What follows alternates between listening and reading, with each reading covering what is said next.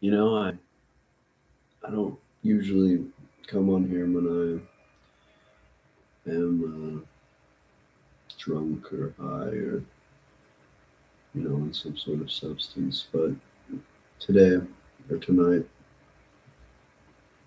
or this morning, I really, I guess I had the urge to just kind of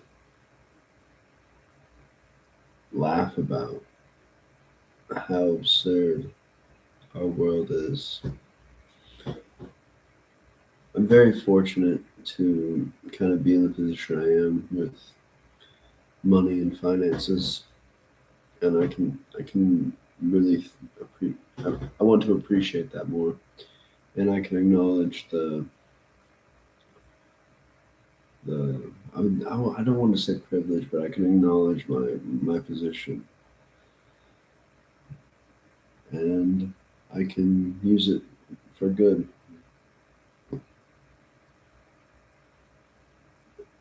I wanted to sort of find a free way of living where working and making money was not, the main focus of my life, where it was almost a passive income, but was more hands on with my work at the same time.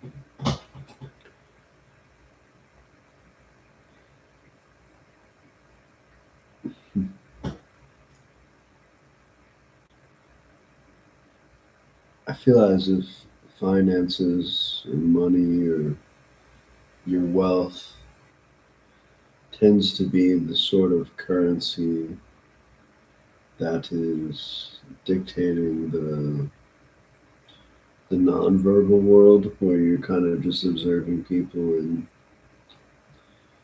how they want to present themselves or how they're presenting themselves, and you're kind of judging the book by its cover. And I guess, having a lot or a little amount of money can kind of really add a sort of depth to the person and what they're doing with their lives. I wouldn't say I'm rich. I'm not rich at all. I like spending money. I like eating well and, buying books and buying movies and buying weed and drinking some beer here and there, taking some psychedelic drugs here and there.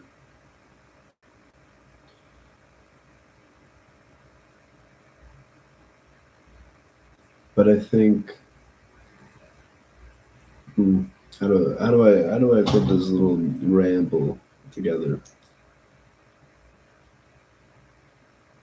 But I think the way in which we present ourselves to the world ends up putting this kind of image upon this pedestal where we fuel it with these sort of substances,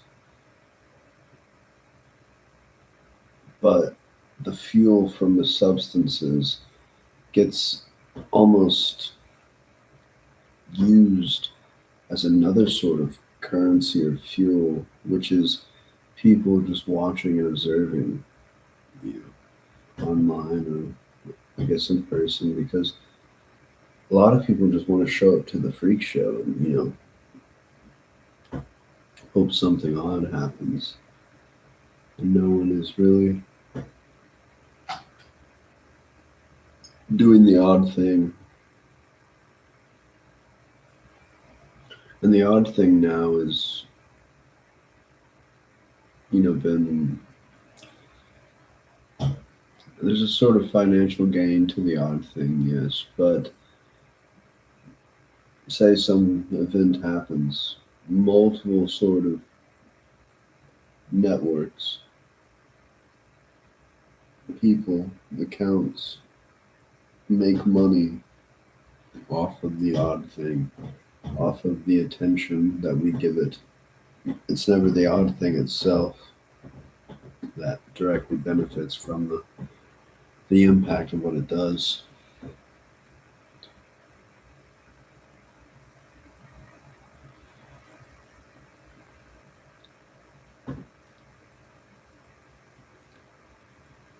Hmm. Now, what if you could control the point, the access point of that sort of odd situation or odd event in life, where you could calculate responses based upon the severity of what situation you can kind of conjure up.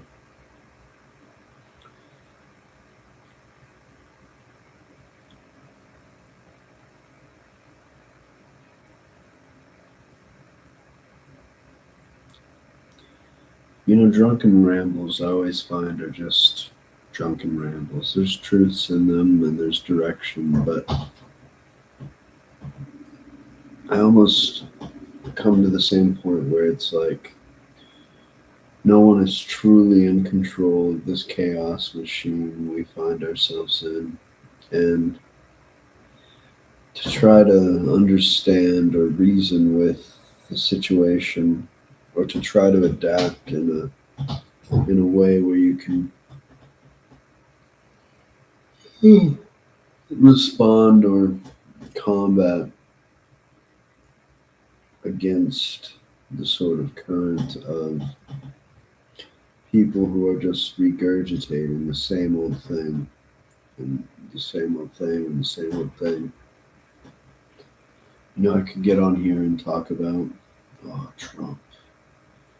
Oh, the U.S. is going to shit. Oh, you see this and the war and all these buzzwords that are thrown onto our screens, which a few of us really only have a little bit of a grasp of what's happening. I'm not saying I'm that person, but there's a few people in the world, few citizens, who are actually interested in that stuff and have some sort of understanding. But the direct relation with these sorts of events that are being regurgitated by the masses and the public and the citizens are no different than the masses and the public sort of regurgitating some sort of cultural celebrity occurrence. The celebrity and the war are on the same playing ground, the playing field of relevance these days. And you're not having a direct, IV, direct pipeline into the actual truth anymore,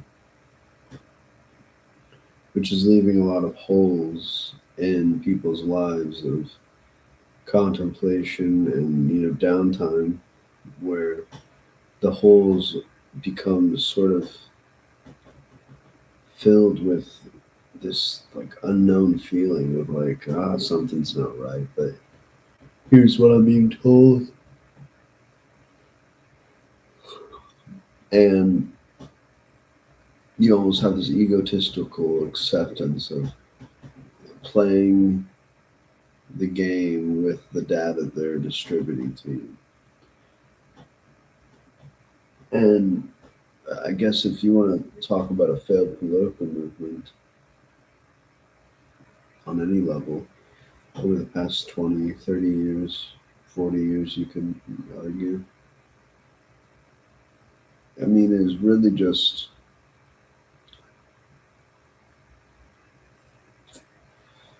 how I say it.